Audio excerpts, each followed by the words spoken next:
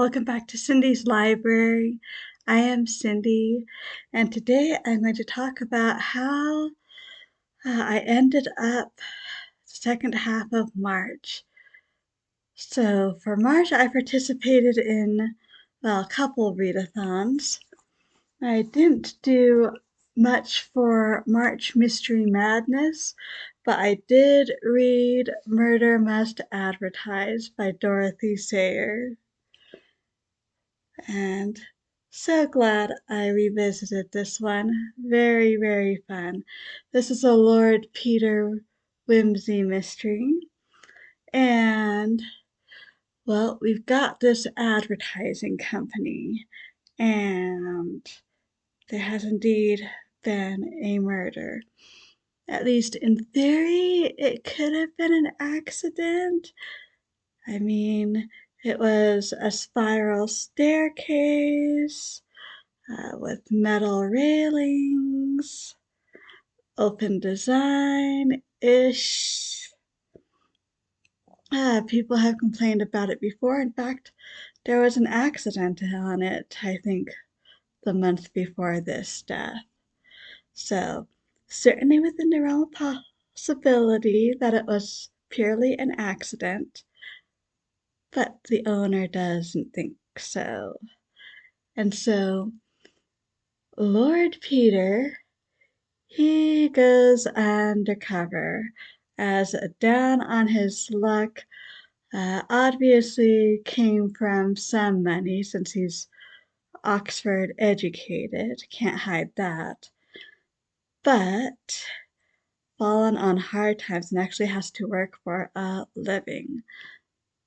So there is the basic setup, and what makes this one interesting is, aside from the usual mass of possible motives and complicated relationships, are the characters we get to meet at this advertising firm.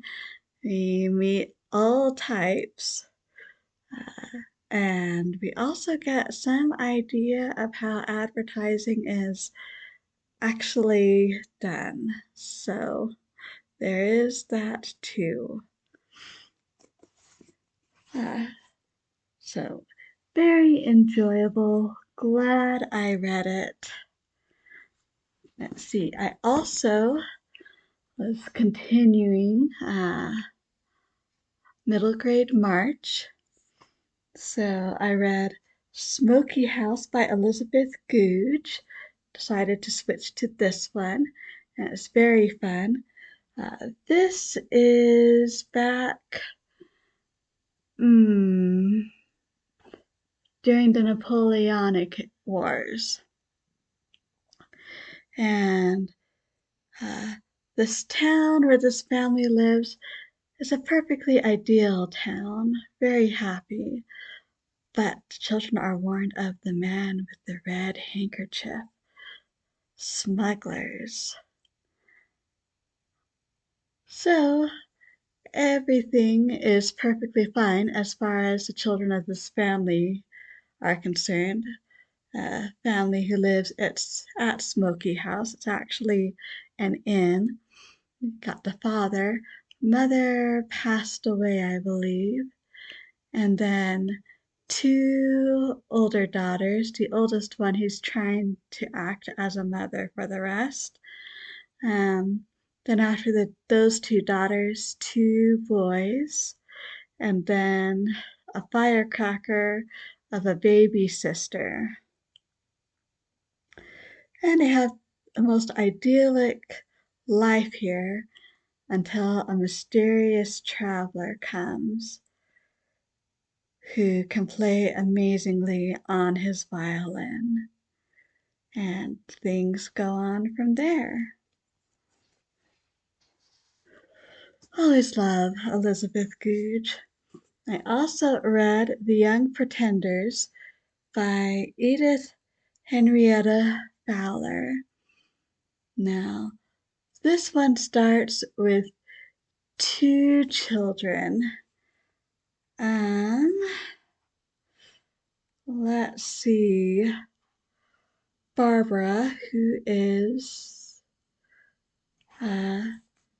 nicknamed Babs, and her older brother Teddy. I want to say she's about 4 years old or so when this starts, maybe even 3 years old, and her brother I think is 2 years older than her. So they have mother and father in India. They don't really remember them. They've been sent back to England and have been living with their grandmother, but I think she passes away in the first chapter. And so they end up with their aunt and uncle who live in London, not the country, and who are society people. And those type of things don't necessarily mix well with children, especially uh,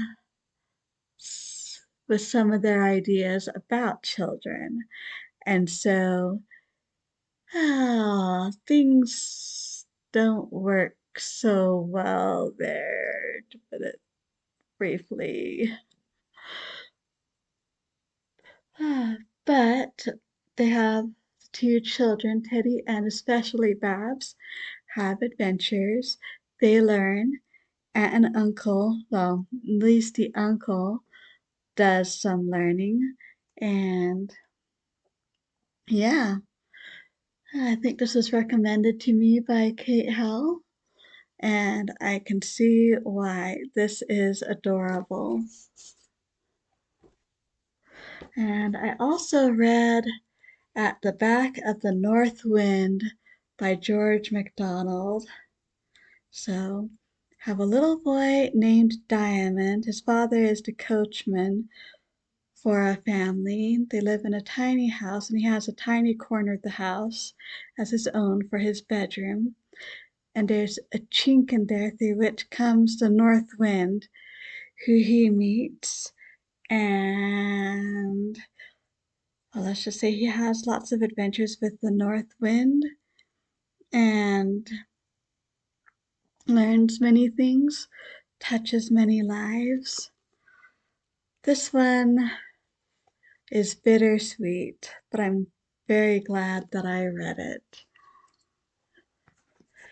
Okay, let's see, what else did I read? Oh yes. What Katy Did by Susan Coolidge. This is the story of Katy and her family. She's the eldest. Father's a doctor, if I remember correctly. Yeah, that sounds about right. Uh, Mother passed away, so their aunt lives with them and takes care of them. I think she has two girls after her, then two boys, then the baby, something like that. Anyway, Katy is quite the adventurous spirit. She never means to get into trouble or to get other people into trouble with her, but she's very energetic, doesn't stop to think things through, and things just happen. But then one day, something happens and everything changes. I enjoyed that one. Can't say it's a favorite, but I did enjoy it. Let's see. I also read Moongarden by Michelle A. Berry. So this is several centuries into the future.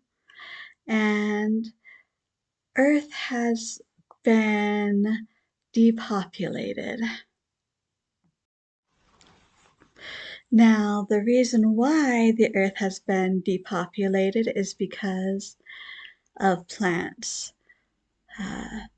plants became poisonous. Not that, as we discover, uh, there aren't perfectly safe plants that are the way they originally were and are supposed to be, but because of that, Earth's atmosphere was highly affected. Fortunately, humanity was able to leave for Venus, Mars, the Moon. They're doing some things over around Jupiter now, it sounds like. So, and uh, STEM subjects are very much pushed here. And part of the reason why is because certain people, they not only have an affinity for those subjects, they have magical abilities related to those subjects. Like, for example, a healer not only would be have great knowledge of anatomy, physiology, uh, different pharmaceuticals for different things, different physical treatments for various things, and equipment, but also magically be able to heal people, make diagnoses, things like that. Same with computers, same with mathematics, and on and on and on. Well, our heroine, she's been accepted to this extremely prestigious school for such children on Mars. Her parents are both extremely well-known and respected mathematicians. Only trouble is she doesn't like math. She hasn't shown any sign of any magical abilities. So, of course, she's extremely worried about that. Um, Also having a bit of a time trying to fit in, shall we say. That's a good way of putting it. When one day she runs into uh, a more abandoned part of the school building, and she finds a secret way and finds an actual garden, and things go on from there.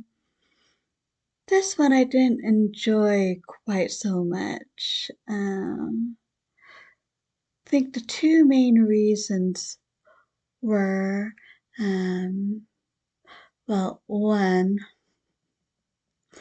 I don't say that STEM isn't important, but there was no mention of heart there. Humanities, ethics, art, rhetoric, and I forget what the last one is. And I'm obviously very much a humanities girl. Uh, the other thing I didn't like, oh, this felt like another one where adults have messed things up and children have to put things back together. We've had a lot of those lately, although to be fair, uh, by the end of this book, which apparently is the first in the series, our heroine's parents know enough to at least know something's going on. And so, oh, we'll have to see how it continues if I decide to read the next one. There were some very interesting parts, specifically because this story, The Moongarden, it's kind of riffing on A Secret Garden. So it's kind of fun to try and figure out who everyone is who relates to The Secret Garden. And yeah, I don't think I can tell you much more without giving spoilers, except to say I guess you could say this first book does have a conclusion of sorts, but things are very, very far from over. Okay, let's see. Make sure I got everything there. Yep. So that leaves A Winter's Tale, which I read and quite enjoyed. This is an interesting one. For about the first three acts, aside from Act 1, Scene 1, which is a general setup saying how everything is at the beginning, everything spirals down without hardly any comedic moments, which is a bit unusual that there's nothing. I mean, even in other tragedies, they tend to intersperse uh, comedic parts, but everything is redeemed in the last two acts, and we end on a very redemptive note. So, what is A Winter's Tale about anyway? Uh, Winter's Tale starts out in Sicily, and of course, this is all imaginary, an imaginative Sicily.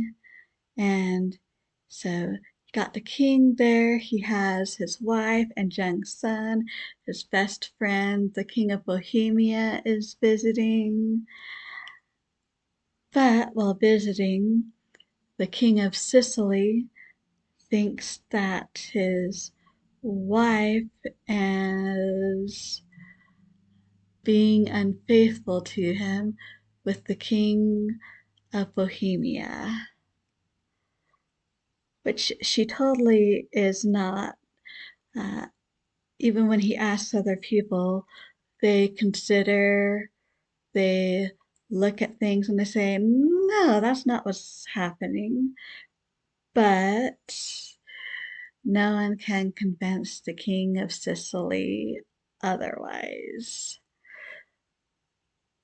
And so he keeps spiraling downward and downward with very tragic results that then 16 years later are redeemed. So this is one of, I think it's formally called one of Shakespeare's romances. So quite enjoyed it. Glad I reread it. Perfect for reading in winter time because the first three acts are very wintry, but then they lead you to spring, so it's okay. And yeah, I think that's everything that I read for the second half of March.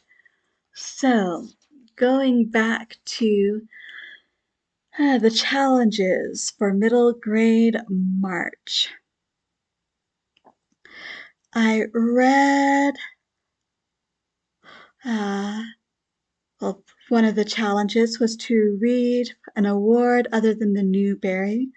So in the first half of the month, I read All of a Kind Family, which won an award for Jewish literature. Sci-fi or dystopian, the Moongarden counts for that. Sky on the Sea or On the Cover. I am counting At the Back of the North Wind for that. Neurodiverse character. I read Miscalculations of Lightning Girl in the first half of the month for that one. Published last year, I read Cymbeline 2 for the first half of the month for that one. And the group read was A Rover's Story by Jasmine Orga, which I also read in the first half of the month. And I got in not only these, but some others as well, which I greatly enjoyed overall. Let's see, I'd have to say my favorites.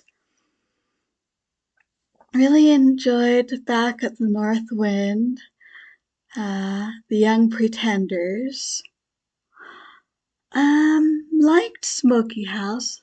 Not sure it's quite my favorite Goudge, although did get caught up in it. Didn't enjoy Moongarden. Liked All of a Kind Family very much. Liked A Rover's Story very much. Liked Cymbeline 2 very much. Liked Miscalculations of Lightning Girl more than I thought. Let's see, other ones. I liked what Katy did. Not sure I could quite say I loved it. Loved the Beatrice Prophecy. Loved Big Panda and Tiny Dragon. Loved Tale of Desperex. Loved The Boy, the Mole, the Fox, and the Horse. And yeah, I think that's everything I read for middle grade March. So overall, I would say very successful reading month. So how has your reading month gone? Did you participate in middle grade March or March Mystery Madness? There was also something about Irish authors and subjects for March, and March of the Mammoths, which I don't think I quite read anything that would have qualified. Although I did finish Romulus, so there's a small chance that might have qualified. But anyway, love to hear how your month went down below. Love for you just to say hi. Thank you so much for stopping by. I truly do appreciate it. So until next time, hope we all stay safe and healthy. And as always, happy reading.